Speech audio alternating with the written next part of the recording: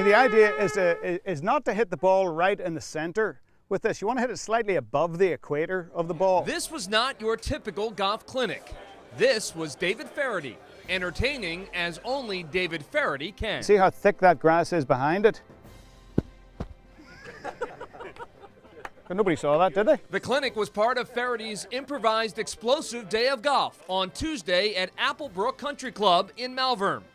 Feherty holds the event, which runs in conjunction with the Troops First Foundation, to honor service members who were injured defending our country. Some of what these troops were facing, and it was kind of upsetting to read only negative things about them and see them up on trial for something on the news. So I knew that wasn't the whole story. I needed to go see for myself, and when I saw for myself what they were doing, I'd been in this country 15 years, and all of a sudden I needed to become an American, and we needed to do Troops First Foundation. Feherty's approach is certainly different. In fact, some people may call it irreverent, but for the men who served, it's exactly what they want.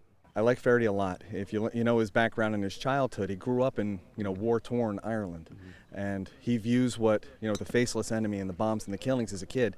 Now with us, our military, our country, he calls it the best gift one country can give another, liberating Iraq. It's personal for him. David has no pity for us. We don't want pity, and he knows it. You tell him you stepped on an IED, and he'll tell you, well, that was careless. He gets it. Our view is that they've lost a limb, not their mind.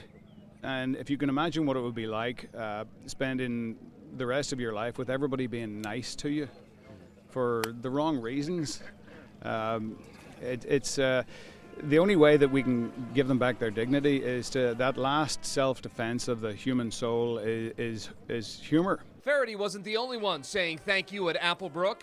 Temple basketball coach Fran Dunphy was on hand, as were local golfing legends Jay Siegel and Buddy Mariucci, who gave short game pointers to the service members. I think they want to be treated just like everybody else. I mean, they did their job. Obviously, they've been wounded, but they still feel the same on the inside that they did before. So, they don't want any real special treatment, but it's nice to let them know that everybody cares about them because they have, served their country the ultimate way. It's just great to see what they do. Great to see what David Feherty and Tom Watson and all these guys do to give back. And it's inspiring, to be honest with you. So I would come out anytime, any place, anywhere for these guys. I really respect and honor what they do. Guys like Feherty, these opportunities, again, they get us out and feeling normal again. Yeah.